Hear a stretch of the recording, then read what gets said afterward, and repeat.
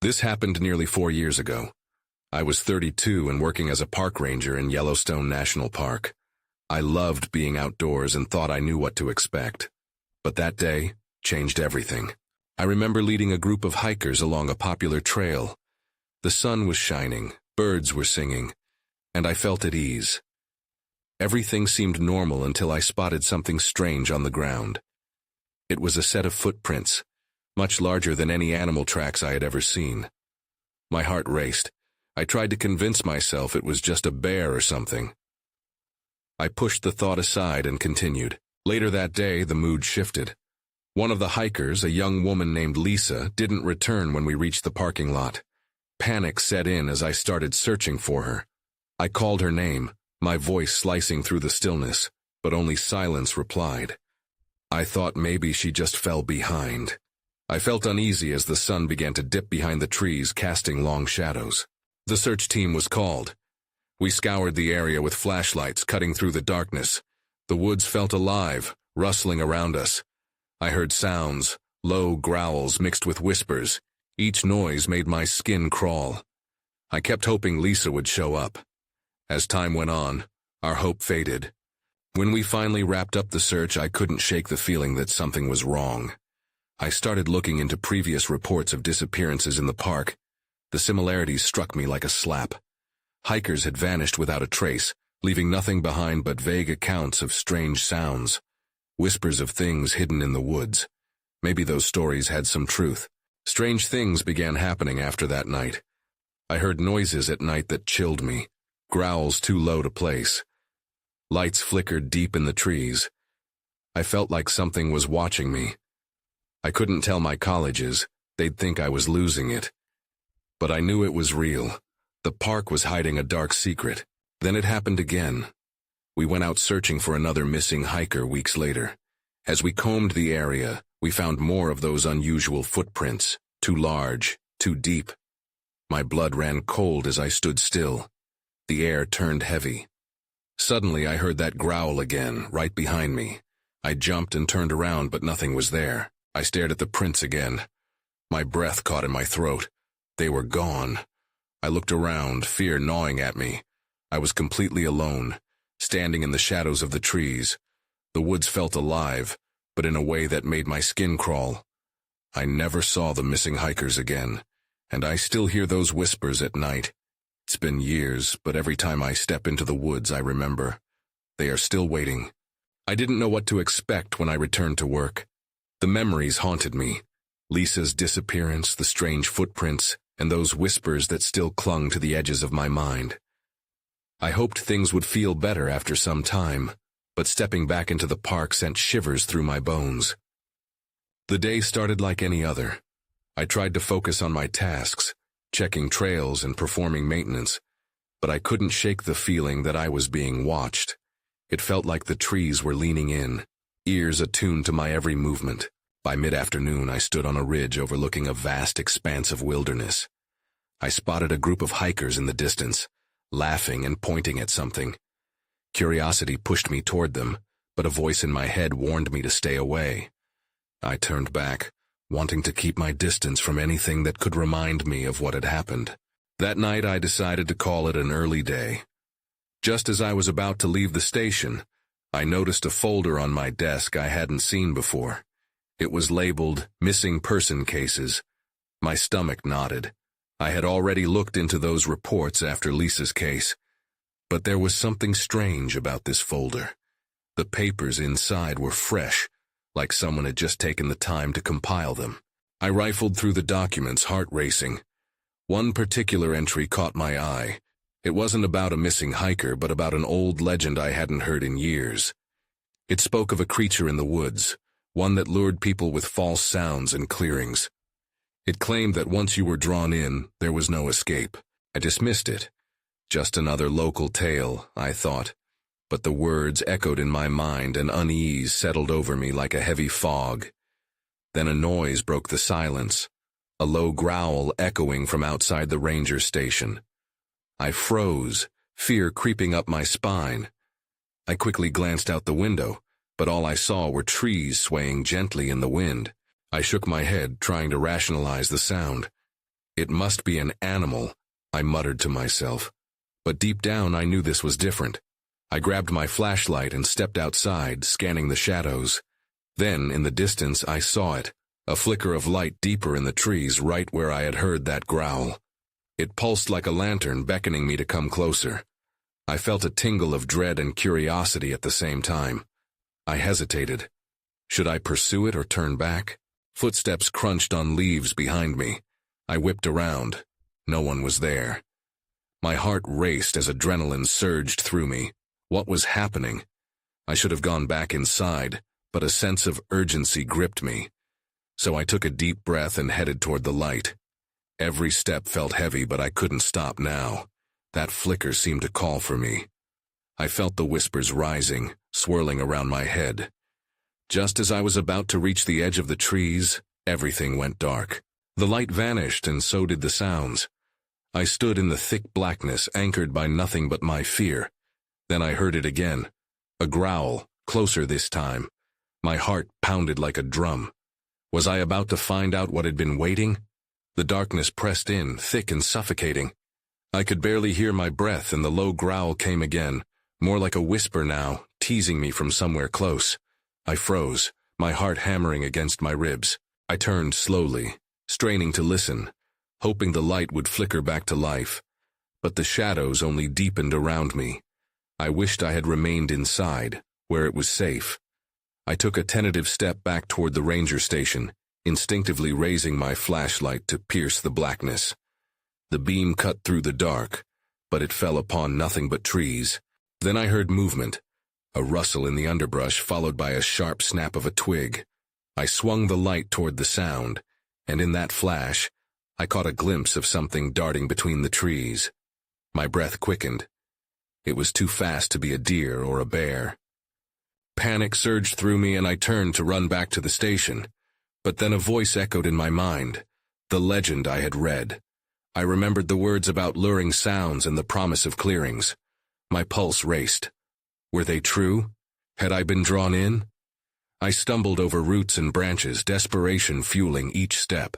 Just then I heard laughter echoing through the woods. Familiar laughter. The hikers from earlier. I hesitated. Was it really them? Or was it another trick? I took a chance and called out, "Hello, is someone there?" The laughter faded, replaced by silence. That's when I saw the faint glow reappear, but it was different now. It pulsed erratically, flickering like a dying flame. The air grew colder and dread pooled in my stomach. I pushed forward, heart racing. I needed to find out if they were lost or worse. Just as I closed in, I noticed something on the ground, a shiny object half buried in the dirt. I bent down, my flashlight beam illuminating it. It was a charm bracelet, the kind someone would wear every day. I recognized it immediately. I had seen it on Lisa. A chill ran down my spine as the implications hit me. Had she been this way? Had she seen the light? As I stood frozen, the growl returned, more pronounced this time. My breath caught in my throat, making it hard to think. The shadows shifted, and from the corner of my eye, I caught a movement. Something was coming closer. Extreme fear replaced my earlier dread. I had to leave now. I sprinted back toward the ranger station, the bracelet clutched tightly in my fist. The growl followed me, a persistent reminder that I was not alone. I burst into the station, locking the door behind me. I pressed my back against it, panting heavily as I tried to collect my thoughts. The silence felt eerie, broken only by my ragged breaths. What had I just found? And what did it mean for Lisa? The questions churned in my mind as I wondered how deeply I had strayed into something I couldn't explain. I looked out the window, scanning the darkened woods, eager to see a familiar face, but only shadows stared back. Suddenly the laughter returned, louder and closer this time. It echoed through the trees, pulling me back into that horrible memory. I wasn't alone anymore. Someone, or something, was out there, waiting. I pressed my back against the door, feeling the rough wood against my skin as I strained to hear. The laughter hung in the air, teasing and ethereal. It felt like a game played by shadowy figures just outside my sight. My thoughts raced, but every notion weighed against an impenetrable wall of dread. I took a slow, shaky breath. The glow I had seen earlier shimmered in my mind, almost like a beacon. Had Lisa gone after it?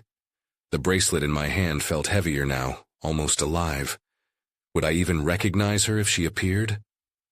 I moved cautiously to the window, peeking through a slit in the blinds. The darkness was thicker than before, and the flickering light was gone.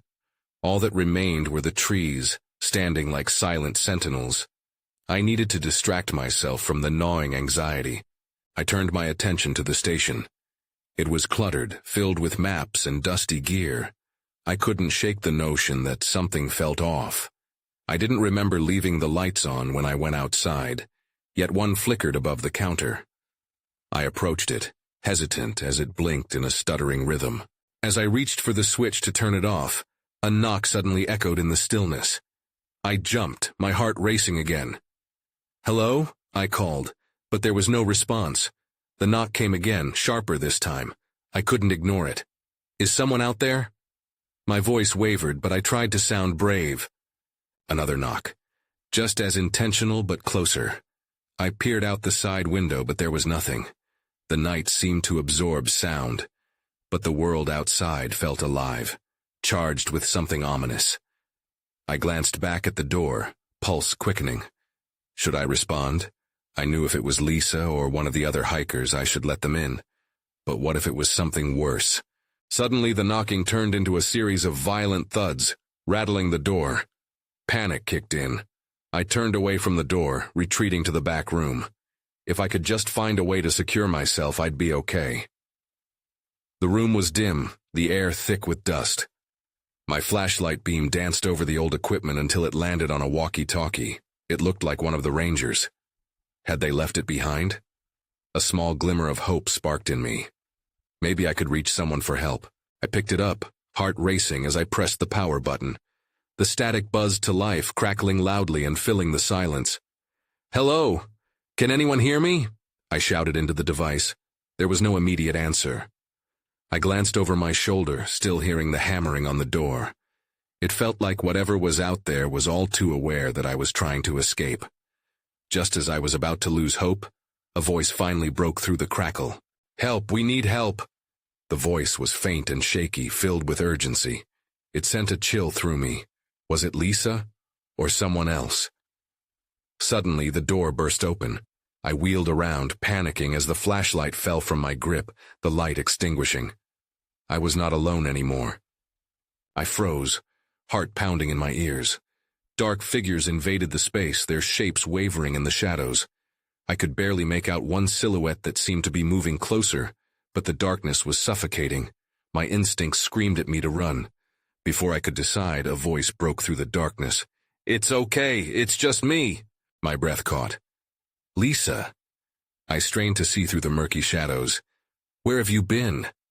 Relief washed over me for a split second, but it was quickly eclipsed by confusion. The room was eerily quiet despite the clamor outside.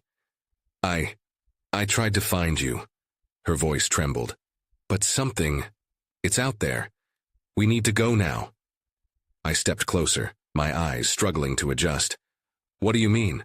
What did you find?" I felt a mix of fear and concern. The urgency in her voice made my gut twist. "That glow," she said, her voice low as if the walls had ears. "It was leading me somewhere. I thought maybe I'd find help, but then I heard the laughter." She glanced toward the door, and her face paled even more. It wasn't human. I felt a shiver run down my spine. The laughter I had heard earlier filled my head, echoing off the walls. "But you're back. We can call for help on the walkie." I gestured to the device still lying on the ground, the static crackling weakly. "We can't stay here. The others—" She broke off, her gaze darting towards the door, which still swung slightly ajar. Before I could protest, she grabbed my arm and pulled me toward the back exit. "Please, trust me. We need to get to higher ground." "Others?" I stammered, my thoughts racing. "What are you talking about? Who else is here?" My mind raced with all the worst possibilities. "Those campers from earlier. They heard it too. They went to check it out, and I think some didn't come back." Her eyes were wide, desperate. I could see the raw fear reflected there. Just then, A loud crash echoed from the front, shaking the cabin. "We have to go," she urged again. I hesitated, glancing back at the disarray in the room. My gut instinct was to search for a weapon or something to protect ourselves with, but the chilling urgency in Lisa's eyes held me captive. I nodded, steeling myself as we maneuvered toward the back door. The night air hit us like a slap as we stepped outside, the coolness doing nothing to calm the storm inside. The ground was uneven, roots snaking out of the earth like grasping fingers.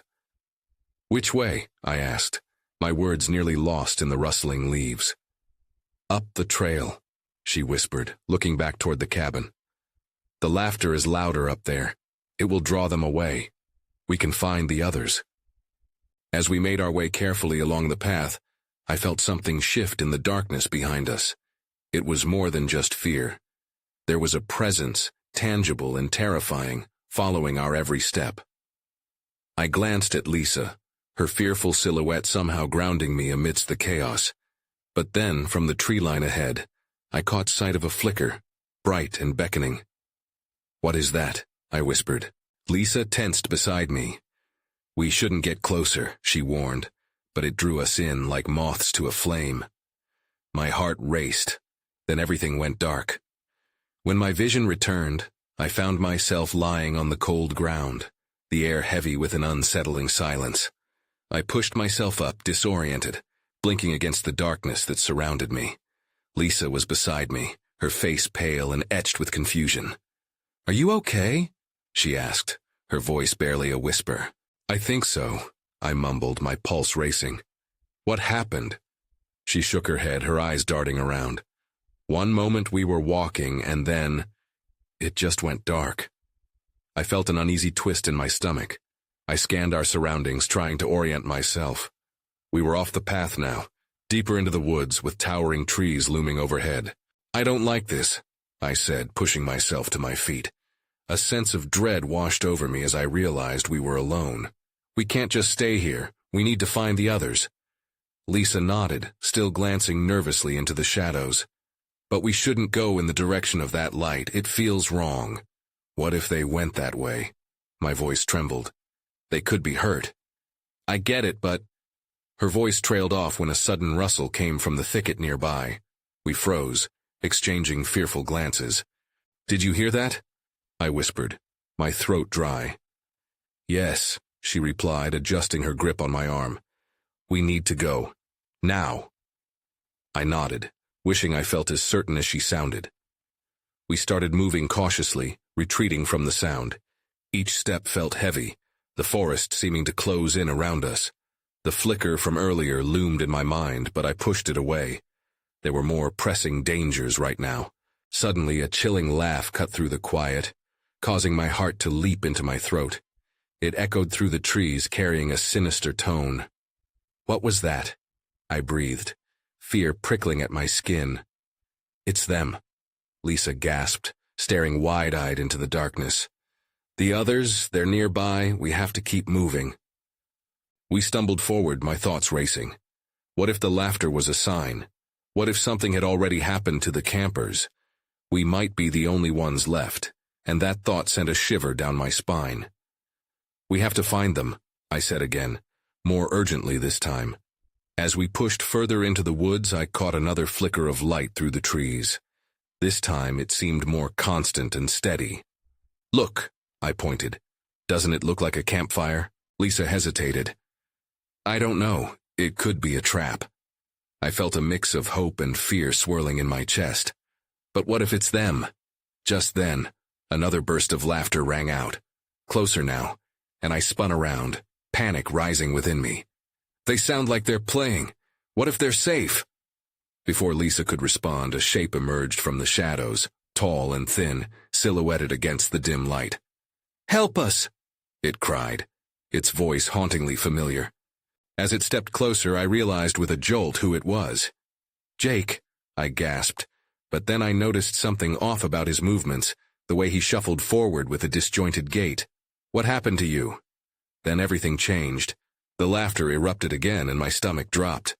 What I thought was a rescue was turning into a nightmare. I clutched Lisa's arm, ready to run. uncertain if this was really our friend or something far worse. Fear pierced through me as I stood frozen, torn between hope and horror. Jake's eyes were wide, but they looked different. Hollow. I felt a surge of panic, and before I could process it, Lisa tugged me back. "We can't trust him," she urged, her grip tightening on my arm. But Jake took another step forward, and that familiar voice twisted into something more sinister. "You have to come with me. They're waiting." My pulse raced. Waiting for what? What's happening? His lips curled into a strange smile, yet his eyes were full of dread. "You don't understand. We're all trapped. You need to escape before it's too late." A shiver coursed through me. Trapped? By what? Before he could answer, the laughter erupted again, more guttural and mocking this time. It was all around us, bouncing off the trees, and I could feel the fear tightening like a noose. "Run!" Lisa screamed, and I barely had time to process her command before we turned and sprinted deeper into the woods. Our footsteps were loud, breaking the eerie silence, drowning out the laughter that now seemed to close in from all sides. We weaved through the trees, heart pounding in my chest. I dared to glance back, but Jake had vanished back into the shadows. My mind was racing. Was he trying to help us? Or was he part of whatever horror had engulfed our friends? Then I stumbled, my foot catching on a root, and I fell hard onto the ground. Lisa turned back. Concern flashed across her face. "Get up! We have to keep going." I pushed myself back to my feet, adrenaline coursing through me, and we continued forward, breathless and disoriented. The flickering light I had spotted earlier was somehow growing closer, but so was the laughter. It changed in pitch, becoming shrill and mocking, a sound that made my skin crawl. We reached a clearing, and the sight before us stole the breath from my lungs. A circle of figures danced around a campfire, shadows twisting wildly. They were our friends, though they looked different. Their laughter rang out like a haunting melody. "Look!" Lisa gasped, pointing toward the fire. "It is them!" I wanted to believe her, but something was deeply wrong. They moved rhythmically, eyes blank and unseeing. "No, this isn't right," I murmured. Before I could think, one of them turned toward us, and I nearly fainted. It was Kelly, but her smile was too wide, almost painful. "Join us," she called, her voice warped. "You'll be happy here." The air grew thick with tension. My gut twisted at the sight of them, as if their very presence was a dark promise. "What have they done?" I whispered, horror dawning in my mind. Then it hit me. "We have to go, now!" I grabbed Lisa's arm, but she wasn't moving. Her gaze was locked on the fire and the figures dancing within. "Lisa!" I shouted, tugging harder. Her eyes flickered, uncertainty creeping in, but she remained rooted in place. That's when I felt it. A cold brush against my back, followed by a low growl that rumbled through the clearing. I turned slowly, my blood running cold as I found myself face to face with a pair of glowing eyes. This night was far from over. I barely registered the glowing eyes before the growl morphed into a snarl, resonating through the clearing like a thunderclap. The creature stood just a few feet away, framed by the light of the fire. I couldn't make out its shape, but I knew it didn't belong there. Fear latched onto my throat like a vice. "Run!" I shouted, my voice cracking. I yanked on Lisa's arm, but she still didn't budge. Panic flooded my system as I glanced back at the twisted faces of our friends, their laughter morphing into something almost accusatory. The growl rose again, deep and hungry. I didn't think, thankfully I acted. I shoved Lisa, desperate to break her trance. "We have to get out of here, now!" Finally, something flickered in her eyes, and she stumbled backward as if awakening from a deep sleep. I grasped her hand, and we turned to run, but the creature lunged forward, blocking our escape. It was a beast, unlike anything I had ever seen. Fur that gleamed in the firelight, teeth that seemed to stretch endlessly, closing the distance between us. My heart raced faster than I thought possible, but I forced my feet to move. We darted to the side, weaving among the trees. The laughter from the fire faded behind us, but the creature was close, its breath hot on our heels. I could feel it, the weight of its presence, impossibly dark and sinister. Where do we go? Lisa yelled over her shoulder, panic twisting her features. Just keep running, I shouted back, desperately trying to stay ahead. My mind raced with questions. What had happened to our friends? Was Jake part of this? And what the hell was chasing us? We burst through the underbrush and skidded into another clearing. And just as I thought we might escape, the creature's roar echoed behind us. I turned to look, heart sinking. The monster had stopped at the edge of the woods, an ominous silhouette against the trees. It looked at us, head cocked as if considering its next move. A strange fear began to grip me then. Perhaps that wasn't just a wild animal. Lisa was still beside me, breathing heavily. What do we do? She looked at me with wide, terrified eyes, and all I could think was how out of control everything felt. I needed answers. Look for something we can use, I said, scanning the clearing. My gaze landed on an old tree stump nearby, splintered and rough.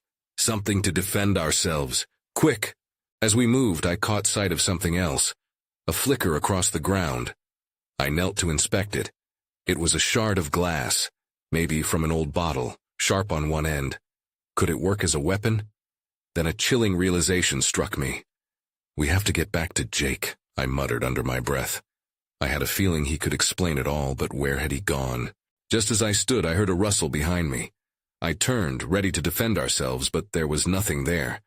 Just darkness creeping back into the shadows behind the trees. That's when I noticed another glint. Eyes, more than one, surrounding us. Fear struck anew. We weren't alone.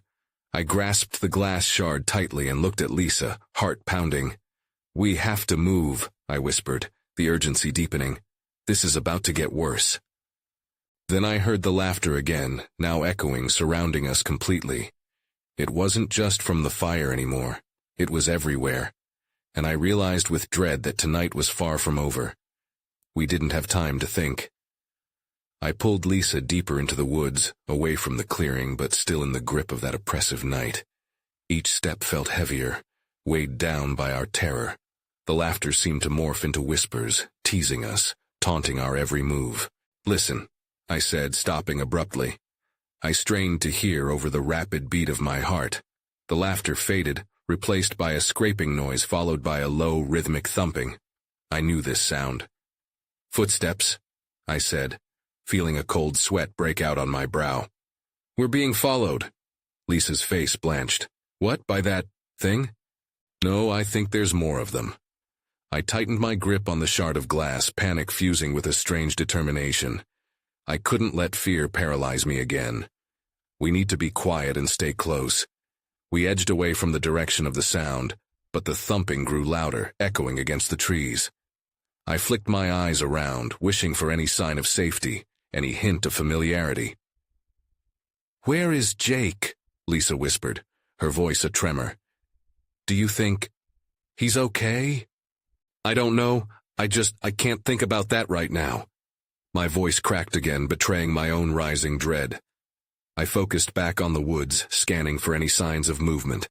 Then I saw it, a shadow near a cluster of bushes lurking just out of view. It moved, and something sharp caught the moonlight before it vanished again. I shot a glance at Lisa, whose eyes mirrored my fear. Stay here, I whispered. I didn't wait for a response before crouching low and inching toward the shadowy figure. Every instinct screamed at me to flee, but I had to know what was happening. As I got closer, I could see it more clearly. A figure hunched over, their back facing me. It was clad in dark clothing, and just behind it the ground was littered with bones, bleached white under the moon. Everything inside me screamed to turn back. But I took one more shuffling step, making sure I was as silent as possible. Then the figure turned, and my breath caught. It was a man. His face was smeared with dirt, eyes wide and unblinking, reflecting a terrifying mix of fear and madness. Help me, he croaked, voice rasping like sandpaper. They're coming for you too. The sincerity in his voice petrified me. I wanted to ask who or what was coming, but the thumping sound surged forward again, closer this time. My instincts kicked into high gear. Run! I shouted, suddenly retreating back to Lisa, who was still frozen in place. She blinked confused, but I grabbed her arm and pulled her away from the scene. The thundering footsteps followed us. echoing like a heartbeat in the night. We ducked under branches, sprinting deeper into the woods. I risked a glance over my shoulder. The man was gone, but a line of shadows stretched out along the tree line, serpentine and hungry. We had to keep moving. Those whispers were growing too close. "Why is this happening?" Lisa gasped, breathless and frantic. "We can't stay out here. We need to find everyone." "I know," I shouted, trying to ignore the despair creeping in. "But we can't go back yet. We have to find Jake." As we emerged into another clearing, the air crackled with an almost electric energy. Something unnatural was afoot, and I had the sinking feeling we were running into a trap rather than away from one. Then from the darkness I heard it, a rustling, something approaching quickly. I steeled myself, ready to face whatever would emerge next. That's when the shadows shifted, revealing a pack of glowing eyes watching us from the underbrush. "We're not alone," I breathed, a chill snaking down my spine. It all felt like a nightmarish loop with no end in sight. And in that instant, I knew we had stepped deeper into something far worse than we had ever feared. The air was thick with tension as Lisa and I faced the pack of glowing eyes emerging from the darkness. My heart raced as I took a small step back, trying to gauge how many were watching us. I clutched the shard of glass tightly, my knuckles whitening with the pressure. "There's too many," Lisa whispered, her voice trembling. "We can't fight them all." I nodded, my mind racing for options. Panic threatened to overtake me, but I forced myself to stay calm. "We need another way out," I said quietly, glancing around for a retreat. Just then, a loud snarl echoed behind us, drawing my attention away from the encroaching shadows. It was the creature lurking at the edge of the clearing, eyes hungry and fierce. I felt a wave of dread wash over me. I pulled Lisa back as we found ourselves hemmed in from all sides. "They're circling us," I said, my voice barely above a whisper. "Then we need to move. Now!" Lisa exclaimed, and before I could respond, she took off, racing back the way we had come. "Wait!" I shouted, but she didn't look back. A part of me wanted to bolt after her, but another part, something primal, urged me to stay where I was, to face the unknown. The creatures closed in slowly, almost methodically, like a well-orchestrated hunt. I glanced behind me, back toward where I thought the man had been. He was gone, and with him, any shred of reality I had left grasped at. I took a deep breath, my focus sharp. Maybe I could outsmart them. If I could find some high ground to gain a better vantage point, perhaps I could spot Jake or the others. Just as I was about to make a move, I saw a flicker of movement. Something caught in the light of the gathering moon. "Over there!" I shouted and hurled myself toward the shifting shadows. The laughter returned, this time sharper, mocking my desperation. I reached a towering tree, thicker than the others. If I could climb it, I might get an overview of the area. I glanced back at the creatures, still creeping closer, their eyes shimmering like unholy lanterns. I ignored the gnawing fear of being cornered and hoisted myself up the tree. Each branch felt vital, a fragile lifeline toward potential safety. I scaled higher, using the large limbs to propel myself up, squinting to catch any sign of my friends below. From my perch I looked outward over the chaotic expanse of wilderness, marred by indistinct movement. Shapes scuttled in the shadows, but the clearing remained dark. Where was Lisa? Where were the others? I couldn't afford to lose anyone else. Just then, there was a flash of light, a fainter flicker through the trees, much like the one that had led me here. The glow, I thought. It beckoned me with an irresistible pull, but the anxiety twisted in my gut. Was it a lure or a lifeline? Finally, after what felt like an eternity of indecision, I climbed down the tree, landing softly on the forest floor. The growls and whispers seemed to rise in volume, echoing all around as I weighed my options. Desperation surged through me, and I called out, "Lisa! Jake!" My voice shattered the illusion of silence, bouncing from tree to tree. I almost regretted it immediately. The creatures hesitated, turning their heads, curiosity glimmering in those haunting eyes.